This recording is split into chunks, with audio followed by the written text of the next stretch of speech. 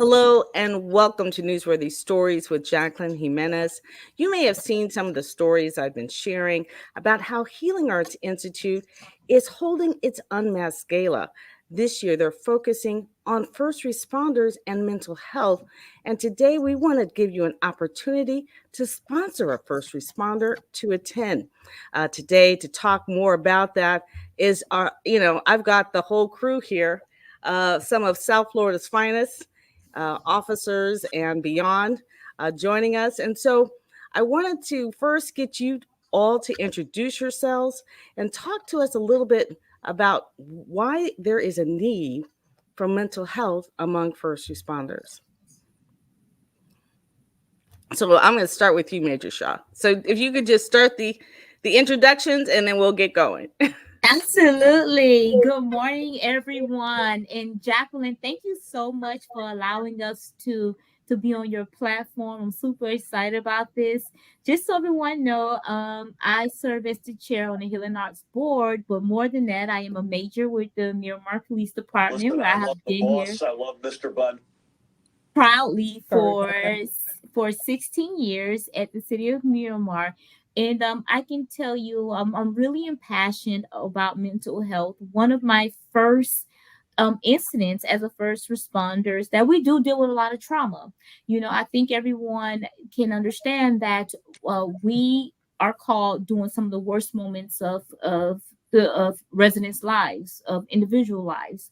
So I remember my first interaction of understanding the importance of, I like to call it thriving mental health, because when people say mental health, we automatically go to the negative. But I believe in saying thriving mental health, and that means what can we do to ensure we have healthy minds and healthy ways of coping with situations. So I want to say about 8 years ago, I had an incident where we had an 11-year-old pass away on the side of the road from an asthma attack.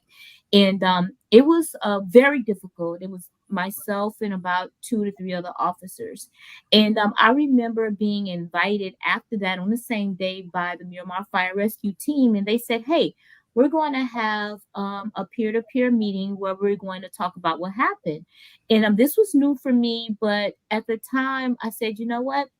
I really, really was heartbroken about that 11-year-old. I just could not get his mother's screams out of my head while at the hospital. So we went to the meeting and we did a round table, and that's when it hit me that it not just with law enforcement, but the firefighters and the paramedics who worked on the 11-year-old boy, they were also feeling the same type of hurt. I won't call it trauma at that a trauma, because I felt like the family's really traumatized, but then I realized, yeah, it was trauma that I was feeling. So we did a round table where we were able all to express how we felt about losing that 11-year-old. And I remember from that moment writing a 4-page letter to my chief explaining my experience and requesting at that time, this is something that we need to incorporate within our law enforcement agency. That fire rescue is onto something dynamic with talking about these items and decompressing after that scene. And so I am a champion of mental health at this time. And I was so blessed to connect with the Healing Arts Institute, who support us as first responders. And so understanding that every scene we go on is an experience for us, and it can lead to feeling of PTSD, it can lead to trauma, it can lead to stress. So I am a true champion of thriving mental health in law enforcement, and with all first responders, from nurses to firefighters to paramedics to social workers. And I'm just and thank you, Jacqueline, for allowing me to express that and be on this platform once again. So to answer that question on why thriving mental health is important for first responders, it was my firsthand experience that it is a wonderful, wonderful attribute to have to deal with our jobs every day. And on here, I like to introduce the person who really, really opened my eyes to mental health. If you don't, please allow me, Jacqueline, to introduce her. This is one of my mentors. We went to the academy together, and she is licensed, a licensed therapist. And someone I always say she's my free therapist. Well, this is my great friend and my my mentor, who is dynamic in mental health at her by her own right at her agency, Officer Lorenia. So please take the floor. So, first and foremost, thank you so much, Ms. Jimenez, for allowing me to be a part of this discussion this morning. This is so near and dear to my heart. Thank you so much, Major Shaw, um, for the work that you continue to do in the community around subjects such as mental health. Yes, as Major Shaw said, I am a police officer for the Fort Lauderdale Police Department, and I am also a licensed clinician. I am one of our peer support team leaders as well, because, as has been stated, it is extremely important for us to continue to push this envelope when it comes to mental health. And I think it's one thing for outsiders to try to penetrate the blue wall, or the wall that, kind of surrounds the community of first responders.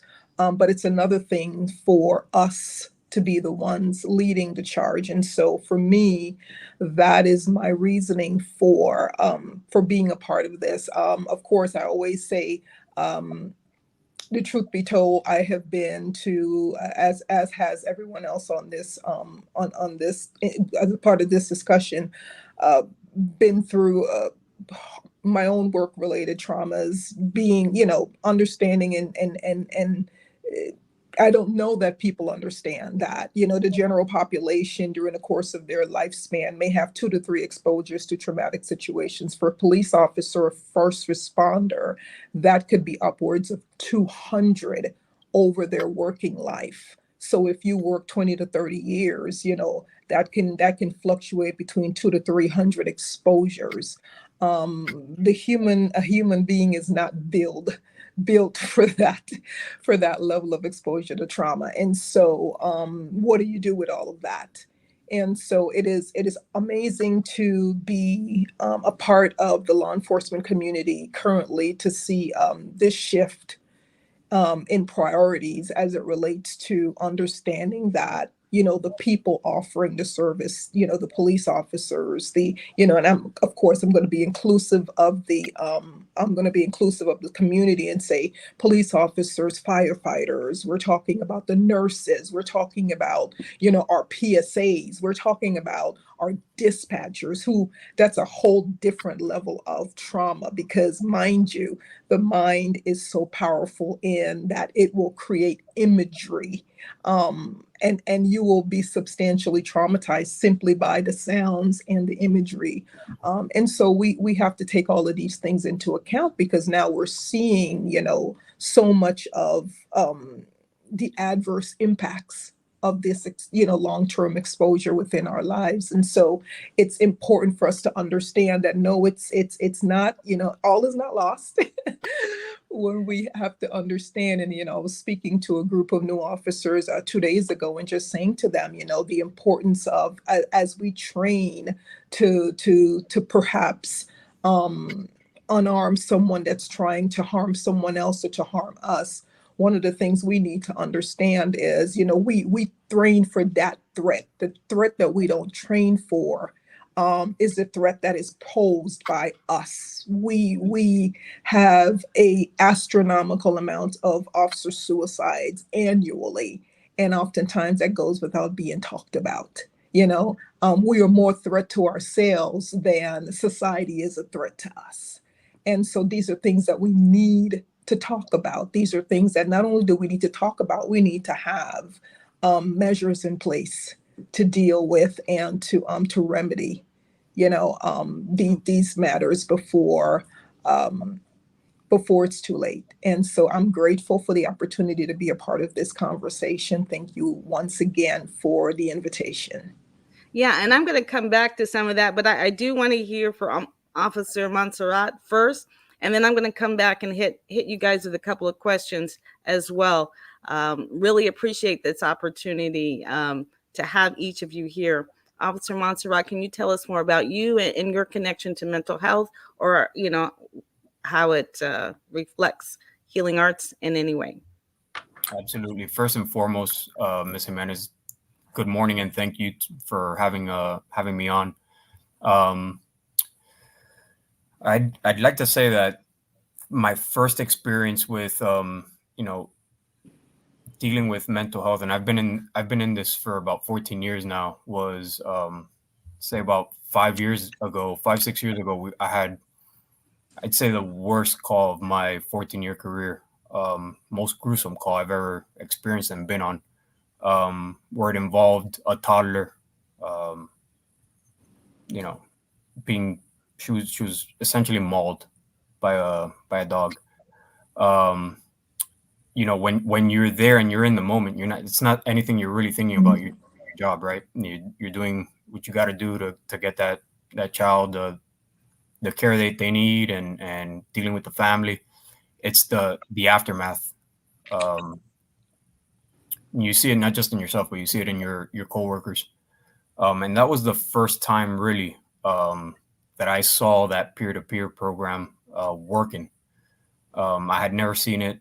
The day after, we were called, very informal meeting, and it was just so that we can decompress and talk about the scene and talk about the incident and see how we were feeling.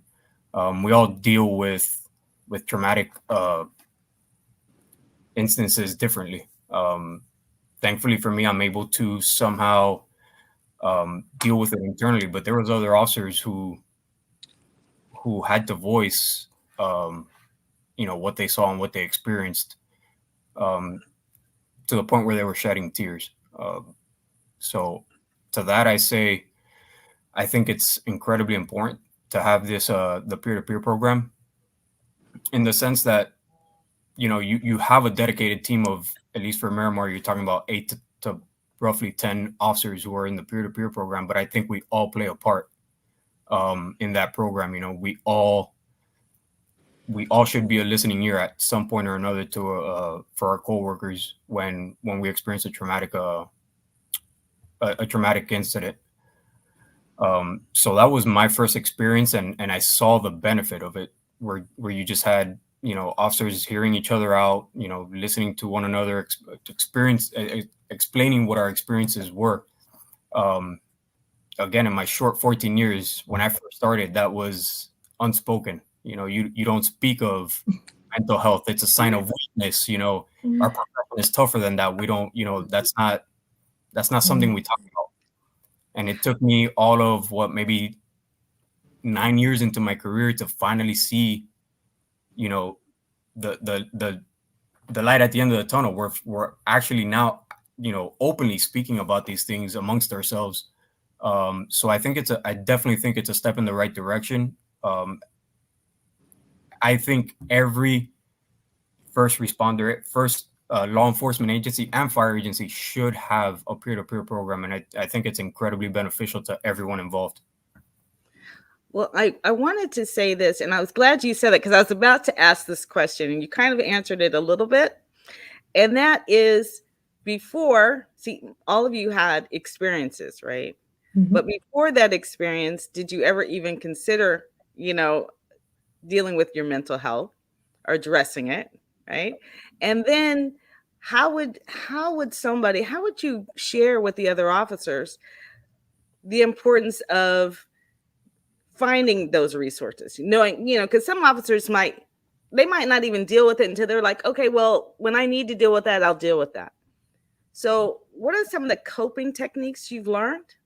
And then how do you express, like, you need to do this on a daily basis, so when these traumas happen, you're prepared, or you have an idea on how to respond, besides, the circumstance, besides what's natural, which is, the it not stopping in your head, or can you talk about that?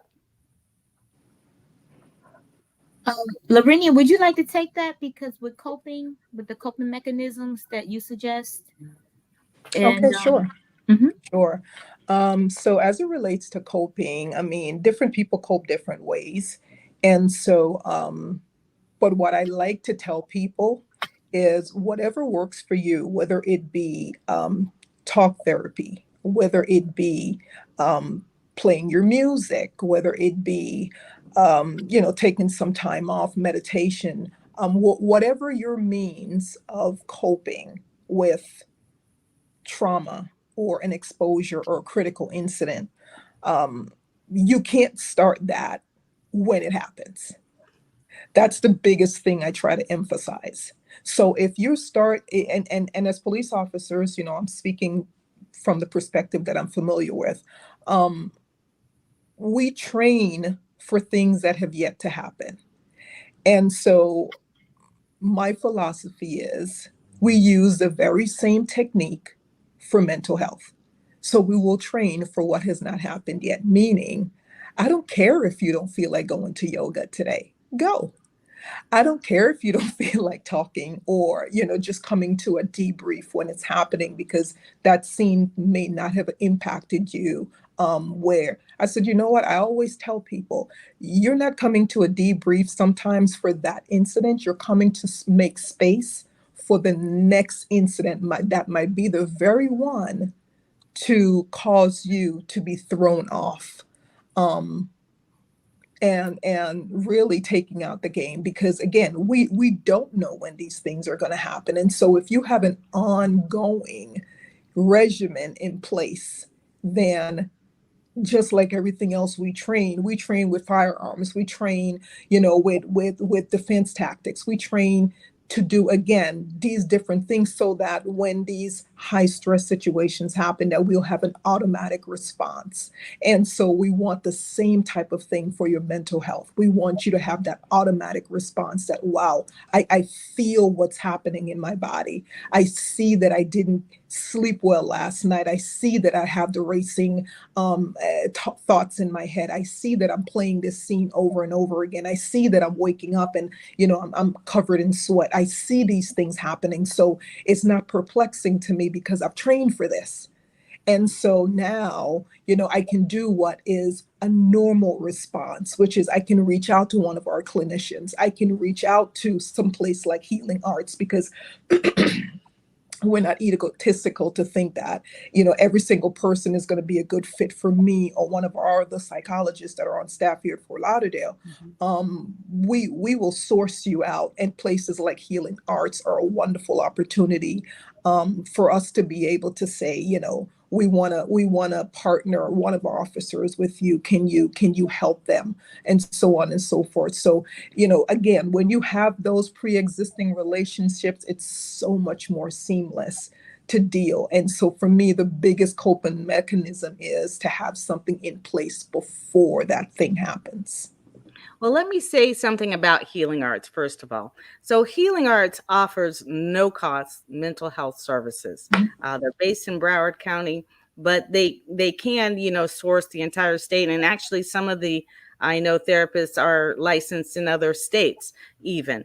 But Broward County is definitely one of the places that they, try to impact as much as possible. And of course, South Florida. But it offers no cost mental health services. And uh, I know that sorry, I'm sorry. I'm laughing because I'm copying you. So the fact that officers often reference, use Healing Arts as a reference when Yeah. you do come across trauma, particularly in youth as well. So, but the other thing I wanted to talk about or ask about is the fact that, you mentioned some of the techniques, but when we think of trauma, even, that's not necessarily something that happens, on the job. You guys have long hours. Mhm. What kind of denial, do you deal with? And because I know denial to me is that secret trauma that says, oh, I'm fine. I'm fine. I can do, let me just get through this week. Oh, if I could just get through this task, this training, you know, can Major Shaw or Officer Montserrat, can you talk about that denial a little bit? So people understand that you don't have to wait till you're in crisis moment, Mhm. to take advantage of these services. So most definitely, I will say this, and it was something you said, Jacqueline, about Officer Renee's been in law enforcement over a decade. I've hit law enforcement as a victim advocate to an officer 19 years now, We most definitely were not familiar with these things. We wasn't familiar with a balanced life. We didn't have these discussions. This just did not occur at law enforcement agency and for first responders overall. As Officer Montserrat mentioned, it was a sign of weakness. And I am proud to see over the last, I will say, 6 years, recently, just a coming to reality moment. I don't think just for first responders, I think for the society on a whole, this mental health thing is something we need to address and we have to stop sweeping away. So we do realize a lot of officers, and what's great, what I'm about to tell you, I actually learned by going to trainings for first responders where I learned this information. A lot of first responders return to alcoholism, Mhm. to deal with the pressures of stress, how domestic violence issues at home, dysfunctional marriage, divorce rates up, a lot of stress and everything, um, because they wasn't in tune to the pressures of everyday life. And now add that we are in a trauma field where we deal with not only our trauma but out with societal traumas. So take what we have, add what we're dealing with at work, what we're dealing with it at home. We did not discuss those things and we wasn't aware of how it was affecting us. So that led to a lot of issues, from suicide rates to be included. So right now I'm so happy about the direction we've gone in with understanding that. So I can say a week doesn't go by where I don't have a conversation with someone where you talk about, how are you feeling today? Mhm. In Mhm. this agency, within our own agency, did you get enough sleep? We are now asking these types of questions that was unheard of 10 years ago. Did you take a vacation? We're encouraging take time away, disconnect, because we realize that all of that, like I said, I believe in a thriving mental health, the positive mental health. In doing those things, we encourage working out, around our building. And Officer Monserrat can attest to that. We actually have flyers up for different peer-to-peer counselors that's totally private, psychologists and everything. So if an officer wants to call someone and don't want to go through our EPA system for employment assistance, we actually have flyers up that for different counselors and psychologists and psychiatrists that's outsourced through our agency if they want to call someone, um, because we understand that. So these actual conversations now, we went from having them not at all to we can sit in a training and we talk about this and we talk about why this officer committed suicide. I think one of the most profound trainings we had an officer family. He was a detective with Broward County. And Renee, I don't know if you remember this. Yeah, His wife, yeah, his wife actually came into our training to talk about the signs that she didn't recognize at the time, the pressures that he was feeling from dealing with cases that weren't solved, that attached to him. And so we had an actual family, and I'm so grateful to the Miramar Police Department for doing that, because that was so Mhm. profound. Brought the family in to talk to us about what the detective suicide did to her as his wife, to their children, and how he held on and didn't cope with it. And her stance there was that if she can save one life, then she's good. Our agency provided that.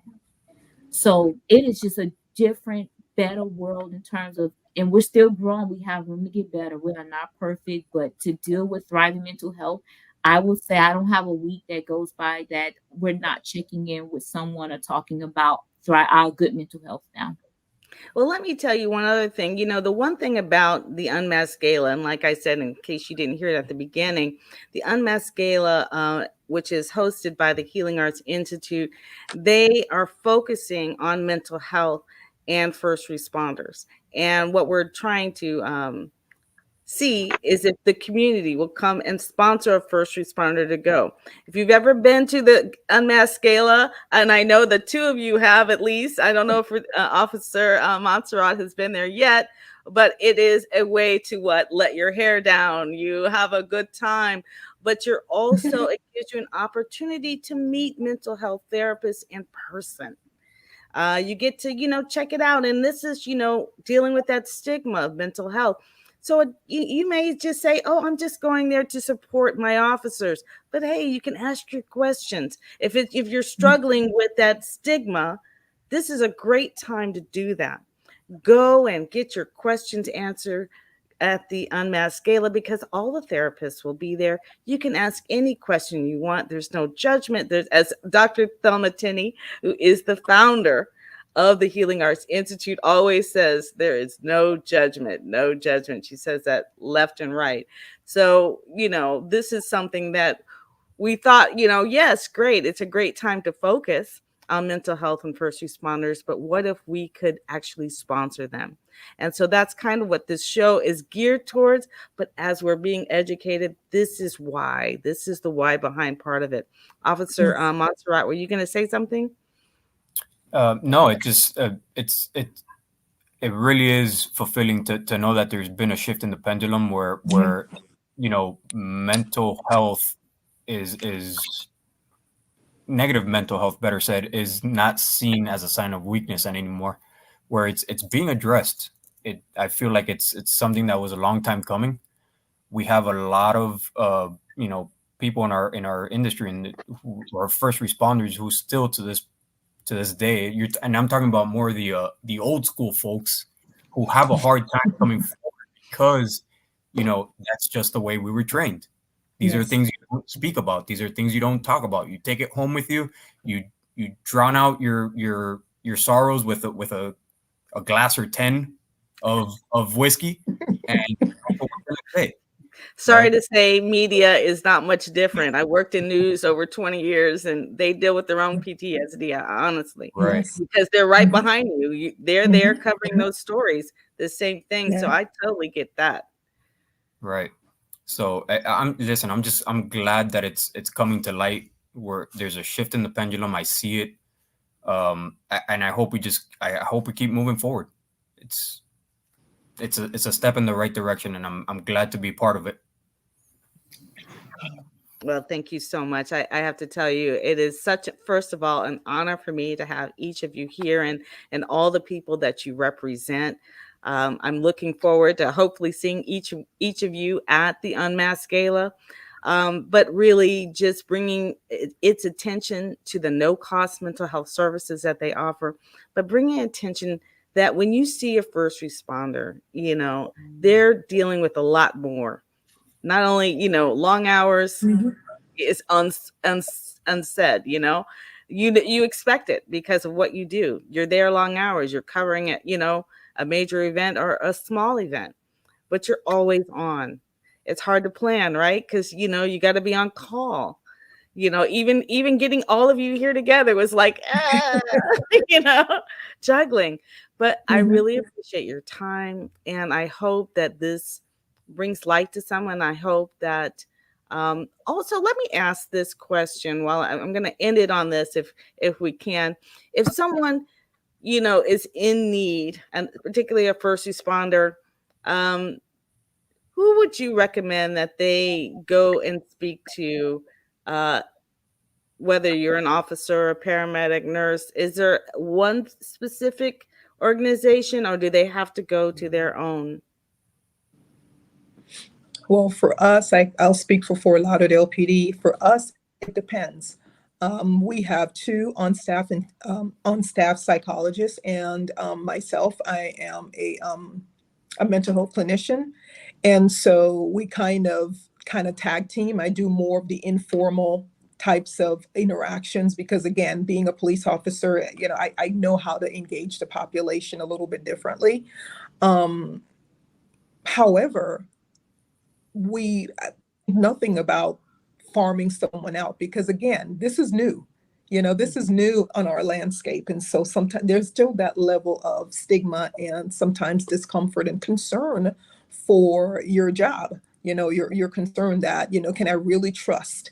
Can I really open up? Can I really disclose? And so you would prefer maybe something or someone on the outside. And so we have vetted lists of clinicians that we will make references to. Of course, as Major Shaw already said, we all have access to the employee assistant that benefit, the EAP, we have that access to that benefit. But there's so much more now, available that we can tap into. So Well, it's healing arts it's can it's certainly play so a role in amazing. that, Definitely, because definitely. for that particular reason that you mentioned about, can I trust you? Is this going to be Yeah, used against me? Is someone Mhm. going to, it's a concern. who is in an older school, like, Montserrat saying, are they going to say, oh, great, can we really count on you? Yeah, But you can go to the Healing Arts Institute with no judgment and nothing absolutely, hanging over you, and at least start the process. And then maybe absolutely, you'll get courage enough to go and trust your office, trust what the department is providing. Whatever you do, don't do it on your own. That's the only thing I know. Don't do it absolutely. on your own. Start somewhere. If it's healing arts, great. If it's your own department, super. But start somewhere. Um, wow, Because we can talk about this, I know, forever.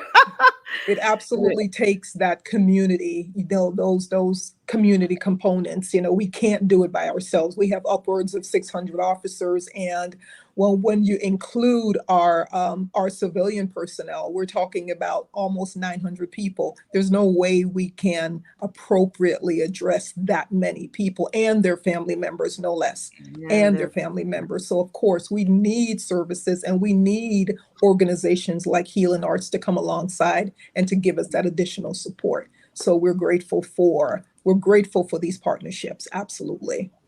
wow. Thank you all for joining me today, and I really appreciate what you do, how you do it, and at the cost of doing it. Yeah. So thank you for joining Newsworthy Stories. Amen. Thank Amen. you. Thank you for having us. It's an Amen. absolute Absolutely. pleasure. Appreciate it. And see you all at the Unmasked Gala. for Healing Can't wait. Arts 2024. Thank you so much, Jacqueline. Thank you. My pleasure.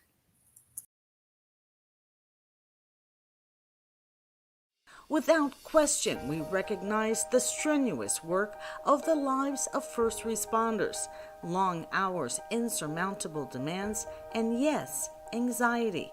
Some would say it's all part of the job, but are our most treasured servants equipped to cope? It's the focus of this year's Unmasked Gala, presented by the Healing Arts Institute. Its founder, Dr. Thelma Tenney, highlighted the need for mental health among law enforcement last year. This year, she's looking at first responders as a whole. A lot of times we think that mental health is not important. I work with cardiologists all the time who refer hundreds of clients to me because they come into the cardiologist or the ER because they think they're having a heart attack, when in actuality it's anxiety. So they rule out everything else and everything is okay, and then right there's the anxiety that's there. So I just wanted to say that is an example of how mental health affects everything. You're thinking and talking about your brain. So if your brain goes, everything else goes with it. You can expect to hear from riveting speakers from the industry, and it's not just first responders that will benefit from the conversation, but anyone in the service industry, and in South Florida's tourism state, that includes quite a few people. Healing Arts Institute offers no-cost mental health services and is used as a resource by the Broward County Sheriff's Office for those in need. Join us for the Unmasked Gala, September 21st. You can register today at healingartssfl.org.